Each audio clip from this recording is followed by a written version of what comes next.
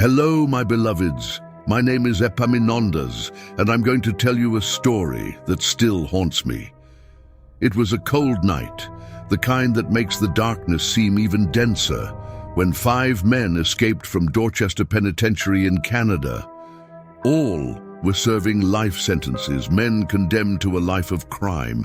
They had names, but in prison they were just numbers. Among them were Joel Parker, a 27-year-old who always seemed to be the brains of the operation, and Frank Fisher, 32, a tough and unscrupulous man. The plan was audacious, but it seemed foolproof.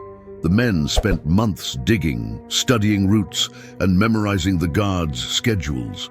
When the night of July 17th, 1970 arrived, it was as if fate itself had opened the cells for them.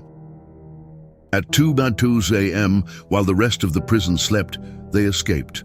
With quick steps and racing hearts, they ran north, crossing the Memramcook River before sunrise. Freedom tasted like adrenaline, but also uncertainty. They knew they couldn't stop. Their goal was to cross the border into the United States, but fatigue began to take its toll. Joel, the most cautious, led the group, but even he knew they needed temporary refuge. That's when they spotted a farm on the horizon. The property seemed forgotten by time. An old wooden house surrounded by overgrown bushes and a barn threatening to collapse.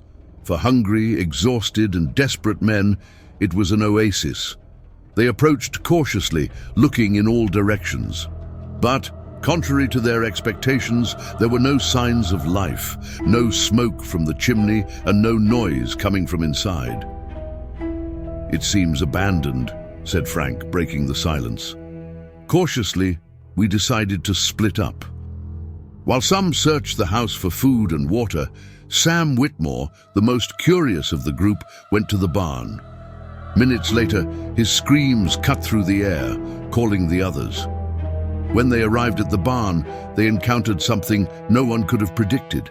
There, sitting among the hay, was a man. His long silver hair shone in the light of the rising morning. His eyes, empty like bottomless pits, seemed to let the visitors pass through them. He didn't make a move, not even when Frank pointed a gun at him. "Who are you?" Frank asked menacingly. The man simply replied in a calm, almost inhuman voice, "I've lived here a long time." The words, so simple, carried a weight that none of the escapees could explain. However, exhaustion won out. They decided to tie him up, fearing he might alert someone or try to harm them. It was then, in that seemingly banal moment, that the gears of fate began to turn. They thought they were in control, but they were wrong. The farm wasn't just an abandoned property, it was a hunting ground, and they were the next targets. After tying the man up in the barn, the escapees returned to the house. They didn't find much, just a few cans of meat and beans, and signs that someone had lived there at some point. Dirty cups, old dusty furniture, and a strange smell they couldn't identify. The plumbing didn't work, so Sam decided to go back to the barn to look for a well, while the others tried to rest. Joel Parker, always alert, felt uneasy. Something was wrong, and it resonated in every fiber of his being.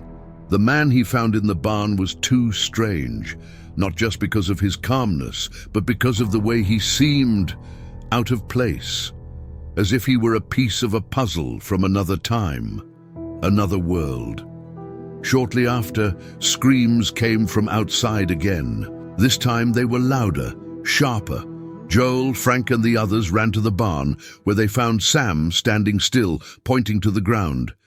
There, among the straw, was a partially hidden wooden door that no one had noticed before. Frank, always the first to act, opened the door with a piece of iron, revealing a staircase descending into deep darkness. The smell emanating from it was worse than anything they had ever smelled, a mixture of rot and something metallic like blood. "And what the hell is this?" George, one of the quieter members of the group, muttered. No one wanted to go down, but curiosity won. With an old flashlight he found in the house, Frank led the way, followed by Joel and Sam. The stairs led to a cramped space, a kind of underground chamber. The walls were stone, damp, and covered with symbols that no one recognized. But what really chilled them to the bone was what they found at the back, a pile of human bones, many still covered with dried flesh. Frank recoiled, swallowing his panic, but before he could get out, they heard heavy footsteps above them. Joel looked back, but there was no one there. Then a voice came from the darkness, familiar and disturbing. "You shouldn't be here." It was the old man.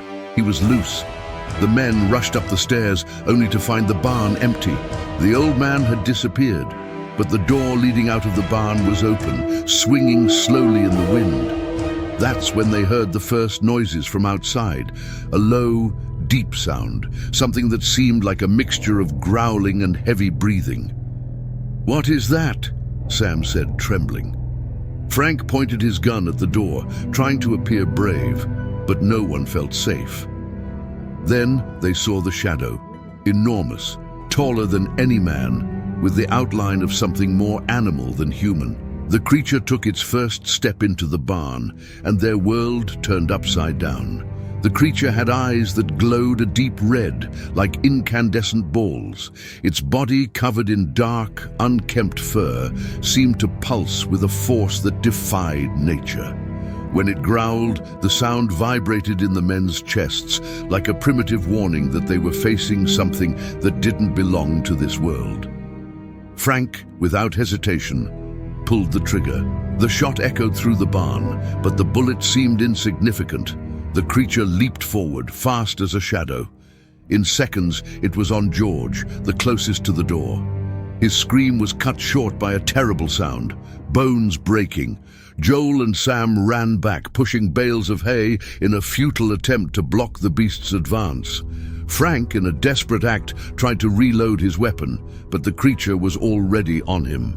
With a single blow, it threw him against the wall, breaking his weapon and knocking him unconscious. Joel knew he didn't stand a chance. He grabbed Sam by the arm and carried him toward the side exit of the barn. The creature was busy with Frank, and that gave him enough time to run back to the house. But when they entered, the scene wasn't any better. The old man was there, standing in the middle of the room, as if waiting for them. "You really don't understand," he said, his voice as calm as the silence of a cemetery. "He can't be stopped." "What is he?" Joel asked sincerely, with the desperation of someone who already knew he wouldn't get a satisfactory answer. "He is hunger, evil, the shadow you yourselves brought here." Before Joel could react, the old man began to transform. His bones cracked, lengthening, while his skin seemed to melt and transform. In a few seconds, he was no longer a man. What stood before them was another beast, as monstrous as the first, but with an even more sinister aura. Sam ran, heading for the kitchen, but the creature caught him before he could even touch the door. Joel, in a surge of survival, ran to the window, jumping, breaking the glass and falling outside. He ran, ignoring the pain of the cuts on his body, pushing through the dense bushes and praying he wasn't being followed. Behind him, he could hear the sounds of struggle, screams, and the roars of the creatures. He didn't know if it was real or just an echo of what he had witnessed. When he finally reached the road, he found Frank. He was alive, but barely. His right arm hung uselessly, broken in several places, and his face was pale from blood loss. "We have to get out of here," Joel said, trying to pull his companion. Together, they stumbled towards civilization, where luckily they found a police car that took them back to the penitentiary. They told their story, but no one believed them immediately.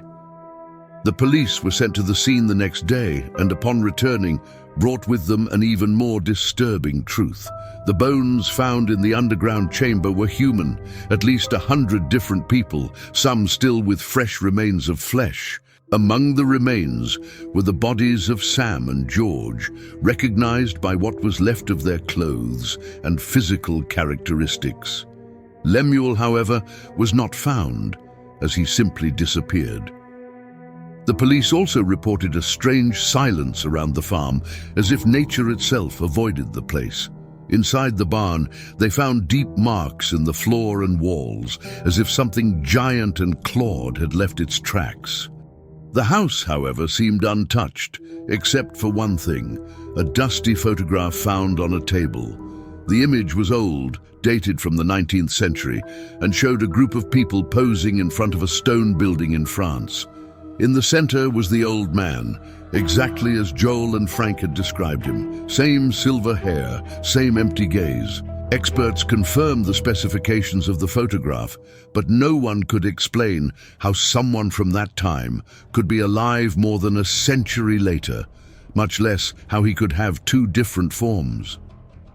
The old man was arrested a few days later, found wandering not far from the farm, as if he knew he would be caught.